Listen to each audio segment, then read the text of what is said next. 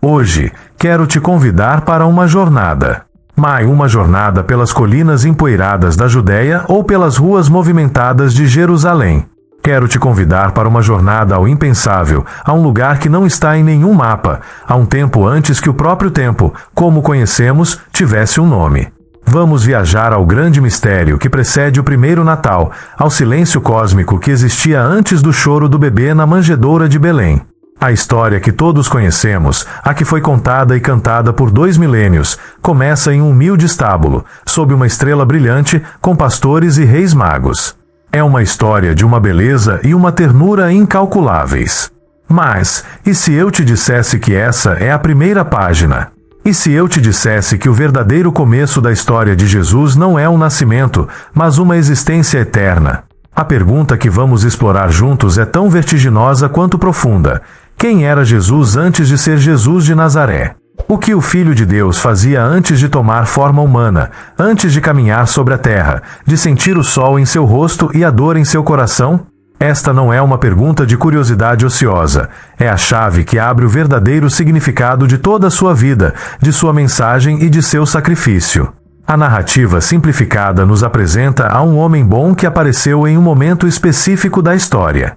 Mas os textos mais antigos e profundos da fé cristã pintam um quadro infinitamente mais grandioso e misterioso. Falam-nos de um ser pré-existente, de uma luz que existia com Deus desde o princípio de tudo, de uma palavra através da qual o universo inteiro foi criado. Esta não é uma ideia inventada séculos depois por teólogos em suas bibliotecas.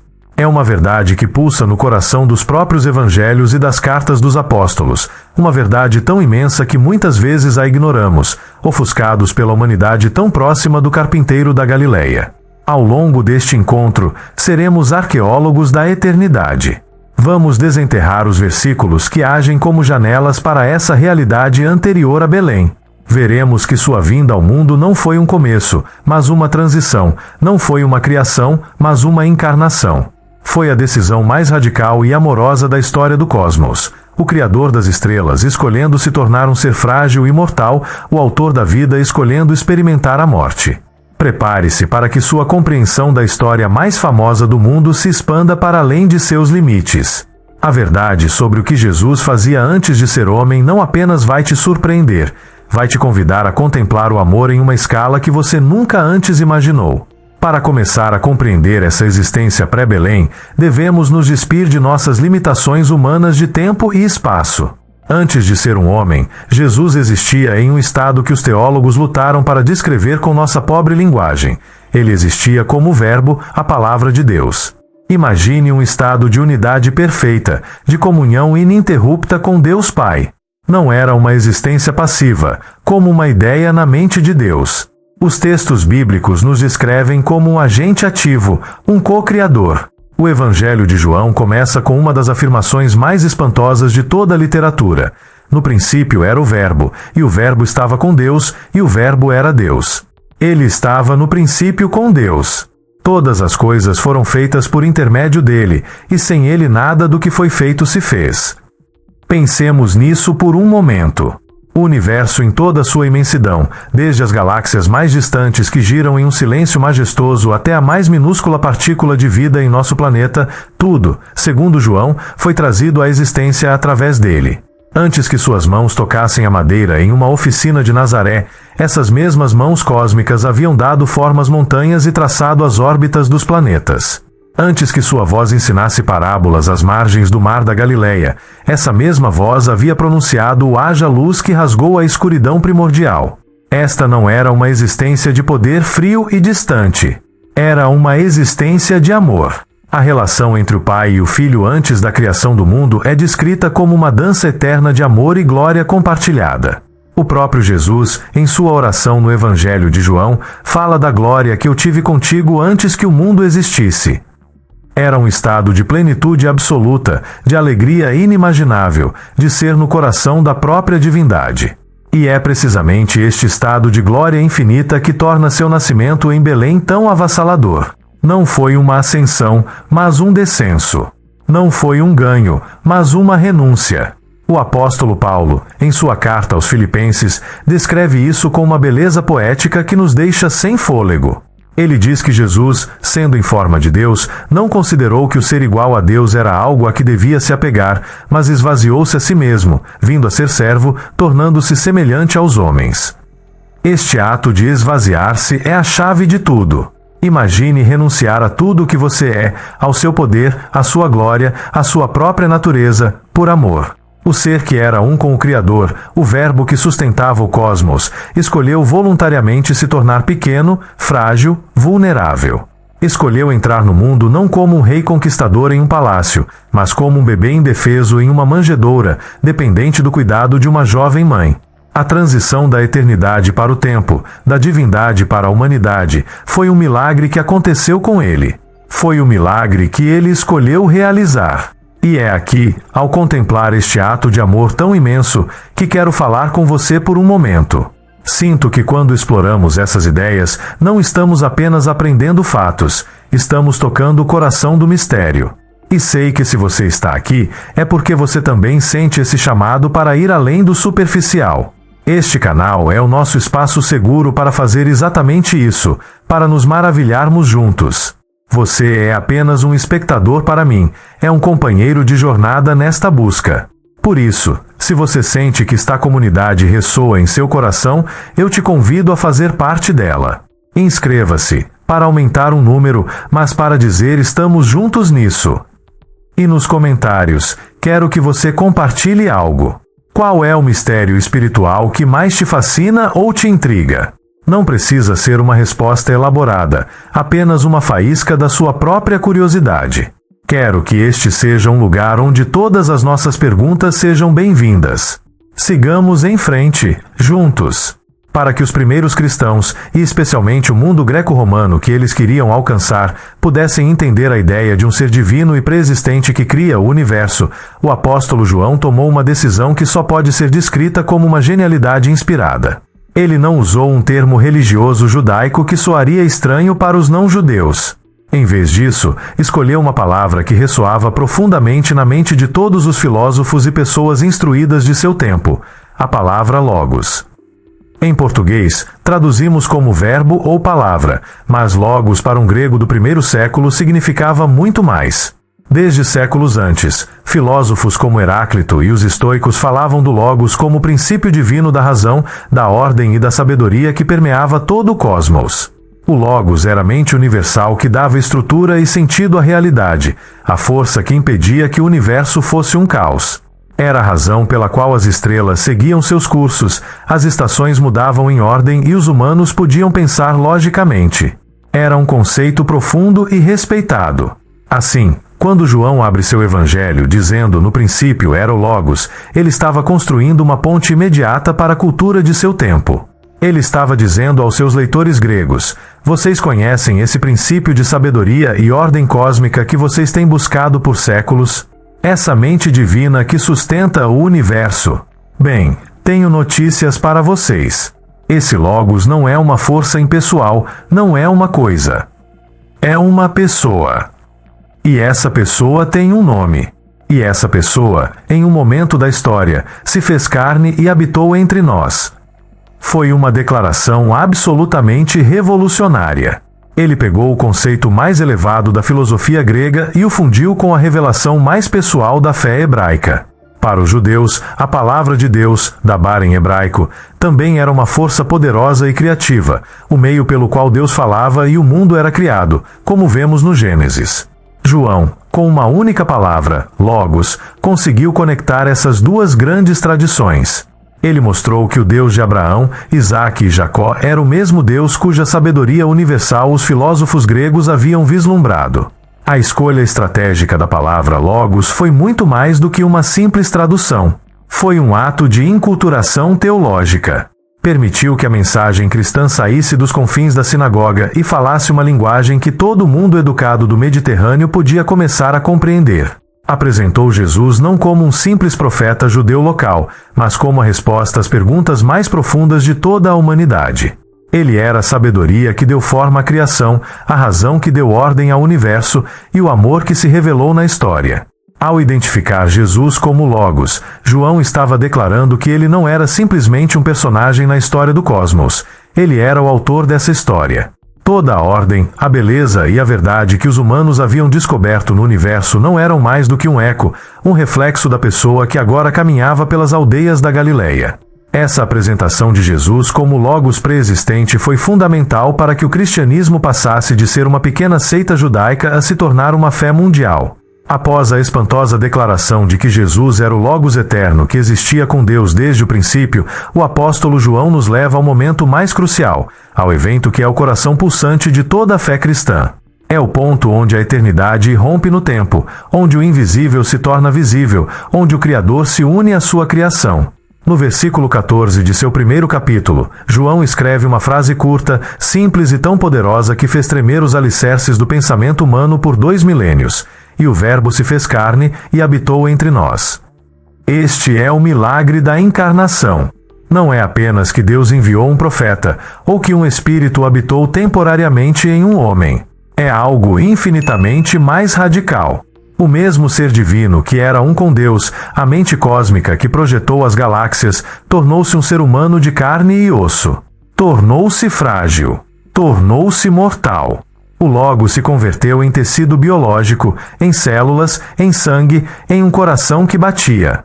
Aquele que tinha princípio nem fim entrou no fluxo do tempo, nascendo em um dia específico e morrendo em outro. Aquele que era onipresente se limitou a um corpo que só podia estar em um lugar de cada vez. Aquele que era onisciente teve que aprender a andar, a falar, a ler, como qualquer outra criança. Este conceito era, e continua sendo, um escândalo para muitas formas de pensar. Para a mentalidade grega, a matéria e o corpo eram vistos como uma prisão para o espírito puro. A ideia de que a divindade se uniria voluntariamente à carne era absurda, quase uma blasfêmia. Para a mentalidade judaica, a santidade e a transcendência de Deus eram tão absolutas que a ideia de que ele pudesse se tornar um homem era impensável. Mas para o cristianismo, esta fusão do divino e do humano é precisamente a boa notícia. É a prova definitiva do amor de Deus. Ele não nos amou de uma distância segura e celestial. Ele mergulhou em nossa realidade, em nossa desordem, em nossa dor. A encarnação significa que Deus entende o que é ser humano porque ele mesmo foi. Entende a alegria, a amizade, o riso. E também entende a tentação, o cansaço, a traição, a angústia e o medo da morte. Ao se fazer carne, Jesus santificou a experiência humana. Demonstrou que não temos que escapar de nossos corpos ou deste mundo para encontrar a Deus. Deus mesmo veio nos encontrar aqui, em nossa própria humanidade. A encarnação é a ponte definitiva entre Deus e nós, uma ponte construída com aço ou pedra, mas com a carne vulnerável do Filho de Deus. Este foi o momento em que a natureza da fé cristã foi definida para sempre, estabelecendo as bases para uma relação com um Deus que não é uma força abstrata, mas uma pessoa que nos conhece, nos ama e caminhou com nossos próprios sapatos. Sei que estas são ideias imensas, que tocam as fibras mais profundas do nosso ser. Às vezes, a história nos apresenta um fato ou uma ideia que muda completamente a forma como vemos tudo. E eu adoro que possamos explorar essas coisas juntos. Este espaço é o nosso refúgio para a curiosidade e o assombro. E quero que você saiba que sua presença aqui o torna muito mais especial. Se você se sente em casa nesta comunidade, eu te convido de todo o coração a se inscrever e ficar conosco. E mais do que isso, quero aprender com você. Vá aos comentários e me conte sua própria história. Houve alguma descoberta em sua vida, grande ou pequena, que te fez ver o mundo de uma maneira nova? Ou me diga, que temas você gostaria que explorássemos no futuro? Sua voz, suas ideias e suas histórias são a alma deste canal. Obrigado por sua confiança e por compartilhar este caminho comigo. A ideia de que Jesus era o Logos divino feito carne, plenamente Deus e plenamente homem, era tão radical que, naturalmente, gerou um intenso debate e deu origem a visões alternativas nos primeiros séculos do cristianismo. A unificação da Igreja em torno desta doutrina, que hoje chamamos de ortodoxia, implicou a supressão sistemática dessas outras interpretações que foram finalmente rotuladas como heresias. Não porque fossem necessariamente mal intencionadas, mas porque se considerava que quebravam o delicado equilíbrio do mistério da encarnação. Uma das correntes de pensamento mais importantes que desafiou essa visão foi o arianismo, que já mencionamos em outro contexto. Ário, como lembramos, ensinava que Jesus era um ser divino, sim, mas não eterno. Ele acreditava que Jesus era a primeira e maior criação de Deus, um ser superior a todos os anjos, mas que houve um tempo em que ele não existia. Essa ideia, embora protegesse a unicidade de Deus Pai, foi rejeitada pela corrente principal da Igreja porque, se Jesus fosse plenamente Deus, então seu sacrifício na cruz não teria o poder infinito para salvar a humanidade. A ponte entre Deus e o homem seria rompida. Se apenas um ser criado morresse na cruz, não seria o próprio Deus quem nos redime. Portanto, o arianismo foi condenado no Concílio de Nicéia, não apenas como um erro teológico, mas como uma ameaça ao coração do Evangelho.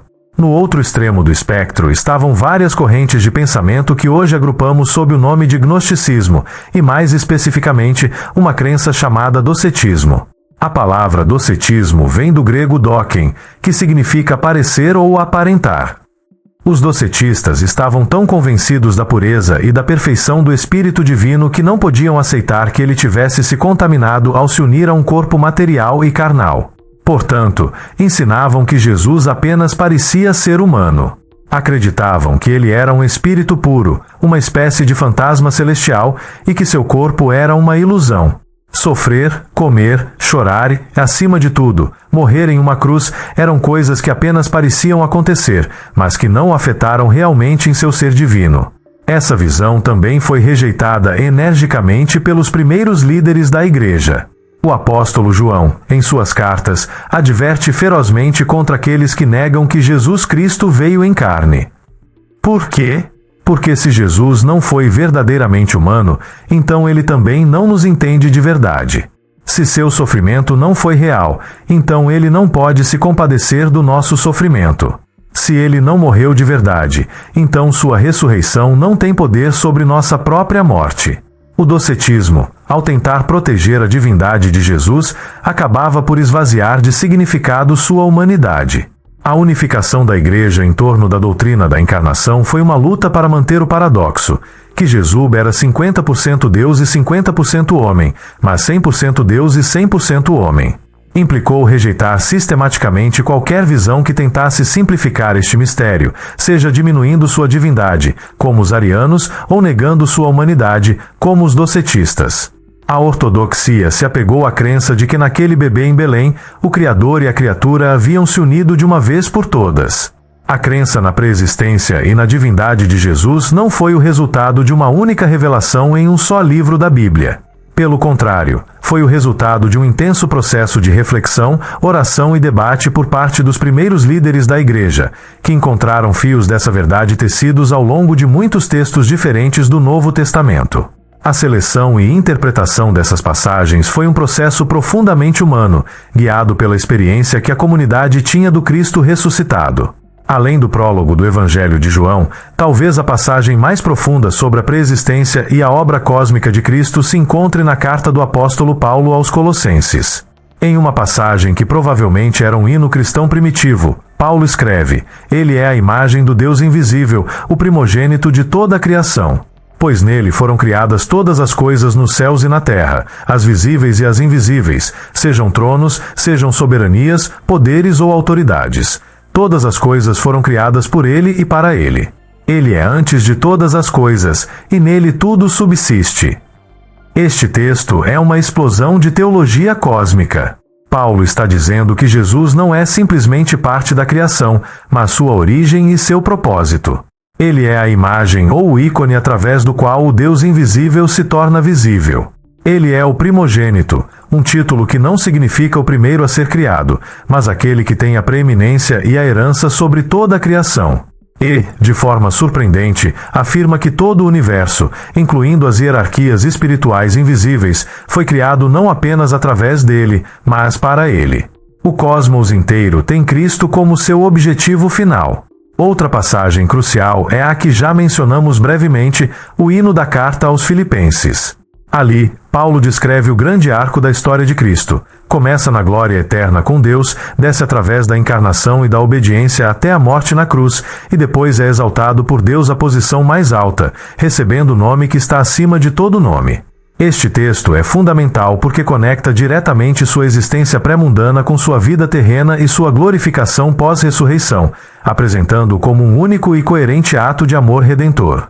A formação da doutrina sobre a preexistência de Cristo foi o resultado da ação dos líderes da Igreja de tomar esses textos poéticos e profundos e, através de intensos debates, decidir como eles deveriam ser entendidos e sistematizados. Eles enfrentaram perguntas difíceis. O que significa ser a imagem de Deus? Como ele pode ser antes de todas as coisas e também nascer no tempo? Foi um processo humano de luta com o mistério divino, escolhendo quais interpretações eram consideradas fiéis à totalidade do testemunho apostólico e quais se desviavam dele. A escolha não foi tanto sobre quais livros incluir, mas sobre como interpretar os livros que já consideravam sagrados para construir uma teologia coerente que desse sentido à sua fé. Uma vez que os primeiros cristãos aceitaram a ideia de que Jesus havia existido antes de seu nascimento em Belém, eles começaram a reler suas próprias escrituras sagradas, o Antigo Testamento, com uma nova perspectiva. E nessa releitura, começaram a ver indícios e sombras da presença do Filho de Deus muito antes da encarnação. Uma das figuras mais misteriosas e fascinantes do Antigo Testamento que foi reavaliada à luz de Cristo é o Anjo do Senhor. Este personagem aparece em momentos cruciais da história de Israel, e seu comportamento é muito peculiar. Às vezes, ele fala como um mensageiro de Deus, mas outras vezes ele fala como se fosse o próprio Deus. Por exemplo, no livro de Gênesis, o anjo do Senhor aparece para Agar, a serva de Abraão, no deserto. Ele fala com ela e a consola, e Agar responde dizendo: "Tu és o Deus que me vê." Ela diz: "Vi um anjo de Deus, mas vi a Deus." Em outro momento, no livro do Êxodo, o anjo do Senhor aparece para Moisés na sarça ardente. O texto diz que o anjo apareceu a ele, mas depois é Yahvé, o próprio Deus, quem fala da sarça. Os textos parecem usar os termos anjo do Senhor e Deus de forma intercambiável. Muitos teólogos cristãos, tanto antigos quanto modernos, interpretaram essas aparições, conhecidas como teofanias ou cristofanias, como aparições do Filho de Deus pré-encarnado. A ideia é que, enquanto o Pai é o Deus invisível a quem ninguém jamais viu, o Filho é a imagem do Deus invisível, o meio pelo qual Deus sempre se revelou e interagiu com a humanidade. Segundo essa visão, foi o Logos, o Filho pré-encarnado, quem lutou com Jacó no Val de Jaboque, quem visitou Abraão antes da destruição de Sodoma e Gomorra, e quem guiou os israelitas como uma coluna de nuvem e fogo pelo deserto. A ideia de que o anjo do Senhor era na verdade Cristo foi fortalecida posteriormente para legitimar e criar uma narrativa unificada. Demonstrava que o Deus que agia no Antigo Testamento era o mesmo Deus que se revelou em Jesus Cristo no Novo Testamento. Não eram dois deuses diferentes, como afirmavam alguns hereges como Marcião. Era uma única história de salvação, realizada pelo Pai através do Filho, do início ao fim. Ao reavaliar a figura do anjo do Senhor, os primeiros cristãos não estavam mudando o texto do Antigo Testamento, mas o estavam iluminando com uma nova luz, a luz da revelação de Cristo. Eles estavam vendo padrões e conexões que antes não eram evidentes. Essa interpretação ajudou a consolidar a ideia de que Jesus não foi uma ocorrência tardia no plano de Deus, mas o protagonista central da história desde o Gênesis até o Apocalipse. A decisão do Logos divino de se fazer homem não foi um ato arbitrário ou um capricho. De uma perspectiva teológica, foi a escolha mais estratégica e necessária na história da relação entre Deus e a humanidade. A encarnação foi a solução divina para um problema humano fundamental. Porque era tão crucial que o Filho de Deus se tornasse plenamente humano. A primeira razão estratégica foi a necessidade de um mediador perfeito. A humanidade se sentia separada de um Deus santo e perfeito. Precisávamos de uma ponte, alguém que pudesse representar ambas as partes. Um simples homem, por melhor que fosse, não poderia representar a Deus. E um ser puramente divino, um anjo ou um espírito, não poderia representar verdadeiramente a humanidade. Somente alguém que fosse ao mesmo tempo plenamente Deus e plenamente homem poderia estar em ambos os lados do abismo, pegando a mão de Deus e a mão da humanidade e unindo-as. O livro de Hebreus desenvolve essa ideia de maneira belíssima, apresentando Jesus como nosso grande sumo sacerdote, que, ao contrário dos sacerdotes do Antigo Testamento, não precisa oferecer sacrifícios por seus próprios pecados, mas que pode compadecer-se das nossas fraquezas, pois ele foi tentado em tudo à nossa semelhança, mas sem pecado. Sua humanidade não foi uma fraqueza, mas sua principal qualificação para ser nosso representante e advogado diante do Pai. A segunda razão estratégica foi a necessidade de um sacrifício perfeito. No sistema do Antigo Testamento, ofereciam-se sacrifícios de animais para expiar os pecados. Mas o livro de Hebreus argumenta que o sangue de touros e bodes nunca poderia realmente remover o pecado. Era necessário um sacrifício definitivo e perfeito. Para que o sacrifício tivesse valor infinito, capaz de cobrir os pecados de toda a humanidade por toda a história, ele tinha que ser oferecido por alguém de valor infinito, o próprio Deus. Mas para que fosse um sacrifício substitutivo, que morresse no lugar dos seres humanos, ele tinha que ser um ser humano. Novamente, apenas uma pessoa que fosse ao mesmo tempo Deus e homem poderia cumprir ambos os requisitos. Como o Cordeiro de Deus, Jesus foi tanto sacerdote que oferecia o sacrifício quanto o próprio sacrifício, uma oferenda perfeita feita uma vez por todas. A escolha de nascer em Belém, de viver uma vida humana e morrer em uma cruz, foi um plano B. Foi a estratégia de amor divino, planejada desde antes da fundação do mundo. Foi o único modo pelo qual Deus poderia redimir a humanidade sem violar a justiça e amá-la sem comprometer sua santidade. A encarnação não foi apenas um mistério a ser adorado, foi o ato estratégico mais brilhante e amoroso já concebido. A história de como a Igreja chegou a definir formalmente a identidade deste ser divino humano é marcada por alguns dos conflitos internos e das lutas de poder mais intensos de sua história. As grandes controvérsias cristológicas dos séculos IV e V não foram debates pacíficos entre eruditos.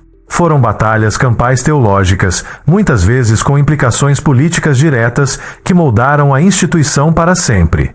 Uma vez resolvida a questão do arianismo em Nicéia, que afirmou a plena divindade de Cristo, surgiu uma nova pergunta.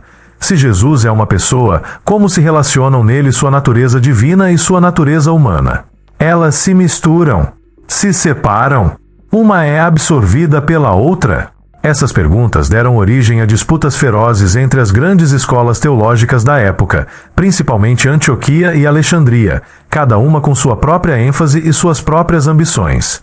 A escola de Antioquia, na Síria, tendia a enfatizar a plena e distinta humanidade de Jesus. Eles temiam qualquer ideia que pudesse diminuir sua realidade como homem.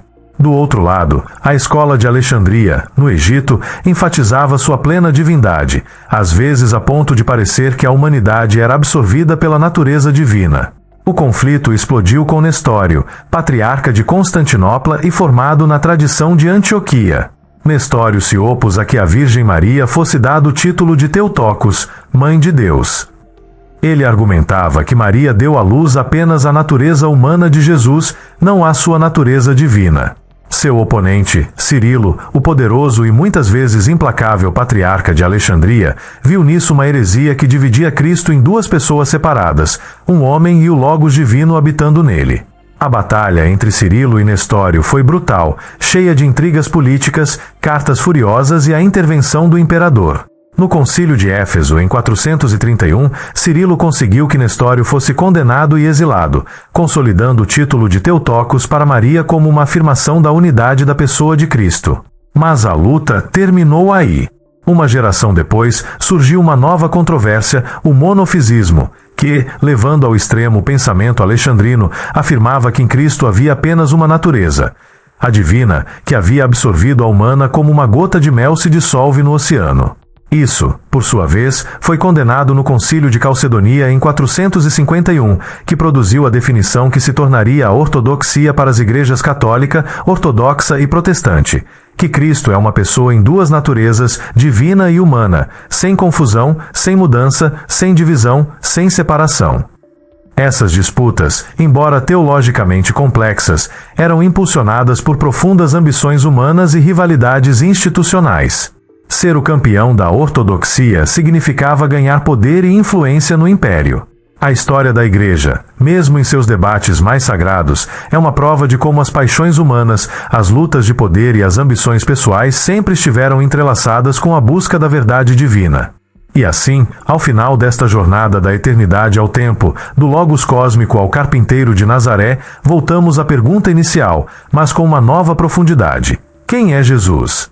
É o ser divino pré-existente, o Criador do universo, ou é o homem humilde que caminhou pela Galileia? A resposta final da fé cristã, forjada através de séculos de assombro, debate e conflito, é o paradoxo mais bonito. Ele é ambos inseparavelmente. A doutrina de sua pré-existência é uma ideia abstrata para diminuir sua humanidade. Pelo contrário, é o que dá à sua humanidade um significado infinito. Se Jesus fosse apenas um homem bom, seus ensinamentos seriam sábios, mas a palavra de Deus. Sua morte seria uma tragédia, mas não um sacrifício que redime o mundo. Sua ressurreição seria um milagre espantoso, mas não a vitória da própria vida sobre a morte. É porque ele é o Logos eterno que cada um de seus atos humanos adquire uma ressonância cósmica. Quando o bebê chora na manjedoura, é o Criador do universo experimentando a impotência. Quando ele cura um leproso, é o autor da vida restaurando sua própria criação. Quando ele perdoa uma pecadora, é a própria santidade oferecendo misericórdia. E quando ele grita na cruz, por que me abandonaste? É o Filho que sempre viveu em comunhão perfeita com o Pai, experimentando a separação mais profunda por amor a nós. A história de Jesus não é a de um homem que se tornou Deus. É a história de Deus que se tornou homem. Sua pré-existência é o pano de fundo que torna o drama de sua vida terrena tão avassalador. É uma fascinante e misteriosa mistura do divino e do humano, não em uma instituição, mas em uma única pessoa. Embora sua identidade tenha sido definida através de decisões e conflitos de seres humanos ao longo dos séculos, a verdade que esses debates tentavam proteger é a de um amor que transcende nossa lógica. A conclusão deste mistério não é uma fórmula teológica, mas um convite pessoal. É o convite para olhar a história de Jesus de Nazaré e ver nela apenas um mestre ou um profeta, mas o Criador do universo que te amou tanto que esteve disposto a deixar sua glória para caminhar ao seu lado, para entender sua dor e para abrir um caminho de volta ao coração de Deus. A verdade sobre o que Jesus fazia antes de Belém é que ele já te amava.